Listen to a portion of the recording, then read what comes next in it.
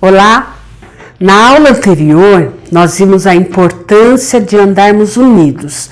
Não só estarmos juntos numa programação, mas buscarmos a verdadeira comunhão. Somente quem é pertencente ao corpo de Cristo, ou seja, a igreja, pode experimentar esta comunhão. Porém, alguns se contentam em apenas frequentar de vez em quando uma reunião qualquer. E isso é muito triste. Comunhão significa participação comum na graça de Deus, a salvação de Cristo e a presença do Espírito Santo no interior da pessoa. Hoje, nós trataremos de algo que atrapalha muito a comunhão, que é o pecado. Vamos tratar da necessidade de confissão, arrependimento e santidade de vida.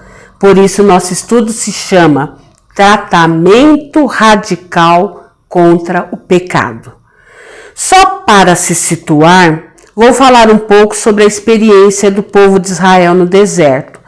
Apóstolo Paulo diz em 1 Coríntios 10, do 1 ao 13, que eles experimentaram coisas maravilhosas de Deus, mas assim como nós, não firmaram sua fé no Deus das bênçãos e só se firmaram nas bênçãos de Deus. Paulo diz que a experiência deles foi registrada para nos servir de alerta. Mesmo sendo grandemente abençoados, sucumbiam às reclamações na mínima dificuldade. E fecha a conversa com este versículo tão valioso que nós vamos ler. 1 Coríntios 10, 13. Não sobreveio a vocês tentação que não fosse comum aos homens. Deus é fiel, Ele não permitirá que você seja tentado além do que pode suportar. Mas, quando forem tentados, Ele lhes providenciará um escape para que o possam suportar. Paulo quis deixar claro que ninguém tem desculpa para escolher andar longe de Deus, a não ser a própria vontade rebelde. Mas também deixa a promessa da fidelidade de Deus a todos que clamarem por socorro. No nosso texto básico da lição de hoje, nós veremos que não é possível ter comunhão com Deus e comunhão com o pecado ao mesmo tempo. Desde o princípio, Deus deixou isso bem claro. Vamos ler 1 João 1,5. Esta é a mensagem que dele ouvimos e transmitimos a vocês. Deus é luz, nele não há treva nenhuma ou alguma. Por que será que as pessoas cobram certos comportamentos bons de crentes, mas não o fazem com os não crentes? Ou pior ainda, cristãos que exigem comportamentos exemplares dos seus líderes e eles mesmos não precisam fazer o que é bom? Na verdade, se olharmos para esta apresentação da mensagem, veremos que o comum seria isso. Porque se a pessoa diz que é de Deus ou cristã, buscar o padrão de Deus para viver, agir e falar deveria ser algo natural, independentemente do posto que ocupa. Embora isso pareça injusto, é natural. Quem está nas trevas vive e pratica aquilo que lhe é próprio, e as manchas produzidas não são vistas nas trevas. Você já reparou como no escuro é difícil enxergar alguma coisa? Mas quem se chega para a luz tem sua vida e características expostas. Assim, poderá perceber o que tem de errado e corrigi-las à luz de Cristo. E os outros também verão com mais facilidade tudo que você faz. Quanto mais perto estiver da luz de Cristo, mais claro ficará em qual caminho deve caminhar. Só ir numa igreja pode não ser uma comunhão com Deus se você não permitir que Deus mostre seus pecados para que possa abandoná-los. A mensagem que faz diferença em nossa vida com Deus e nos chama à santidade é que Deus é luz e nele não há nenhuma treva. Nosso texto continua nos mostrando afirmações perigosas sobre pecado e sobre nós mesmos. A primeira está em 1 João 1, 6 e 7. Vamos ler? Se afirmarmos que temos comunhão com Deus, ou com Ele, mas andarmos nas trevas, mentimos e não praticamos a verdade. Se, porém, andamos na luz, como Ele está na luz, temos comunhão uns com os outros. E o sangue de Jesus, seu Filho, nos purifica de todo o pecado. Você pensa que pecado não é coisa séria? Não podemos negar o poder do pecado. Você pode começar porque todo mundo faz e porque quer fazer parte daquele grupo específico. E quando perceber, já está controlado. É como alguém que não entende o poder do fogo e se queima. Pode até fazer ataduras e ser curado, porém a cicatriz ficará. Deus sempre alertou acerca do perigo do pecado. Com Caim, por exemplo, em Gênesis 4, 6 e 7, nós lemos: O Senhor disse a Caim: por que você está furioso? Por que se transtornou o seu rosto? Se você fizer o bem, não será aceito. Mas se não o fizer, saiba que o pecado ameaça a porta. Ele deseja conquistá-lo, mas você deve dominá-lo. E orientou também o que devia ser feito, como no caso de Caim, que ele deveria dominar o pecado.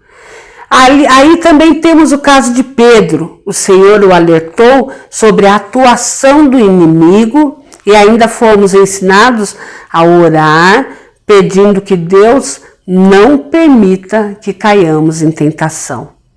Não brinque com Deus como o povo de Israel brincou no deserto. Muitos ficaram pelo caminho por causa disso. Isso é querer colocar o Senhor à prova. Não devemos tentar o Senhor nosso Deus. Agora vamos ler 1 João 1, 8. Se afirmarmos que estamos sem pecado, enganamo-nos a nós mesmos e a verdade não está em nós. A segunda afirmação perigosa é negarmos nossa natureza pecaminosa. Quem se acha muito bonzinho, logicamente não pensará que precisa de Deus. Este pecado ataca cristãos que fazem caridade e cumprem com seus compromissos legais. Podem começar a achar que são tão corretos que já conseguem até julgar os outros. Esta mentira pode levar à falta de misericórdia, tão ensinada pelo nosso Senhor Jesus para que a pratiquemos. E é muito prejudicial para o povo de Deus. O que diferencia um cristão de um não cristão não é a ausência de pecados do primeiro grupo, mas é a presença de Deus em seu coração. E essa presença de Deus o levará ao arrependimento e à cura verdadeira. O fato de entendermos que somos pecadores pode nos ajudar a sermos humildes diante de Deus e sempre vigilantes diante das inúmeras tentações que ocorrem em nossa vida. Agora leremos 1 João 1,10. Se afirmarmos que não temos cometido pecado, fazemos de Deus um mentiroso e a sua palavra não está em nós. A terceira afirmação perigosa é a negação das ações pecaminosas que temos. Esta é uma afirmação unida na crença de que existem pecados grosseiros e inadmissíveis e pecados aceitáveis e leves. Mas não, Deus é justo e trata todos os pecados da mesma forma. Você pode pensar assim: eu sei que eu sou pecador, mas não vivo em pecado o tempo todo como fulano de tal. Pensar assim já o faz um pecador. Entender que é pecador, mas não faz coisas horrorosas como os outros, é muito mais perigoso. O exemplo clássico é de Davi, quando confrontado por Natã. Ele se mostra ético e sério quando se falava sobre a maldade cometida por alguém, e nem percebia que ele mesmo era o sujeito da ação, ou seja, o elemento pecador. Só quando caiu em si, Davi percebeu que Deus está certo no falar e puro no julgar. E aí ele escreve o Salmo 51, 4. Leremos: contra ti, só contra ti, pequei e fiz o que tu reprovas, de modo que justa é a tua sentença e tens razão em condenar-me.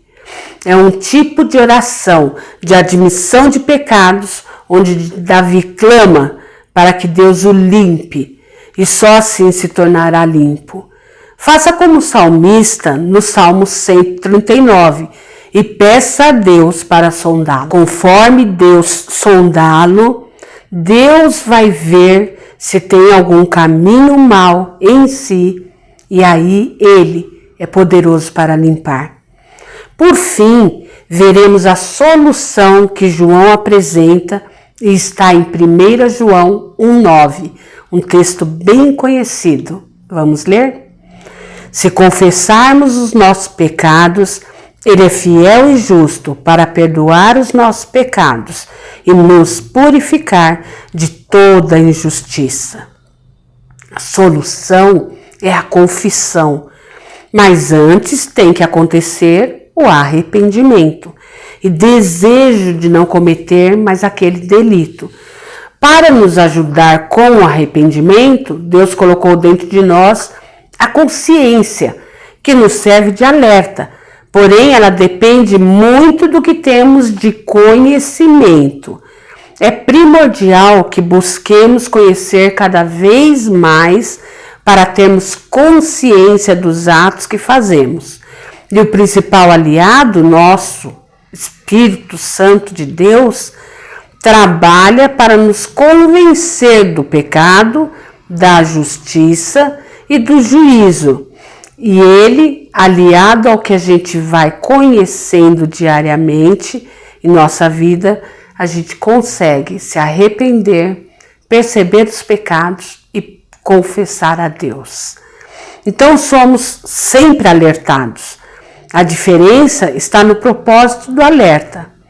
Deus nos alerta para o arrependimento e nos levar para perto dele, enquanto o inimigo, além de nos empurrar para cometermos delito, quer nos acusar para nos afundar mais ainda na vida. O caminho bíblico é bem claro e objetivo. Não há outro caminho além do arrependimento para sermos beneficiados pela ação amorosa do Senhor, fiel e justo para nos perdoar os pecados e nos purificar de toda injustiça. Não é possível crer no Evangelho sem crer no fato da existência do pecado. Diante do fato de que não há trevas em Deus, sem Cristo estaríamos irremediavelmente distanciados dele, pois somos afetados pelo pecado em todas as dimensões da vida. Quanta bondade em nosso Deus e Senhor que, conhecendo nossa natureza e nossa impossibilidade para agradá-lo, nos enviou seu Filho, para que nele encontremos paz com Deus. Então, termino dizendo que o compromisso de se livrar do pecado é um compromisso diário com Deus, não com a sociedade que convivemos. Nosso procedimento deve ser o que Paulo diz em Romanos 6, 1 e 2. Que diremos, então? Continuaremos pecando para que a graça aumente? De maneira nenhuma. Nós, os que morremos para o pecado, como podemos continuar vivendo nele? Não queira evitar o pecado pela sua própria força, mas consciente de que a graça de Deus é sobre você em tudo que fizer. Quando chama Deus para estar junto, Ele vai estar junto com certeza. Peça a Deus que lhe dê vitória contra o pecado todos os dias e confesse os que porventura cometeu. Mas dê nomes aos seus pecados. Nomes como murmuração, nomes como maledicência. Dê nomes às coisas que você fala ou fofoca, ou coisas que você pensa, o mal de alguém, porque fez uma maldade que você viu em algum lugar.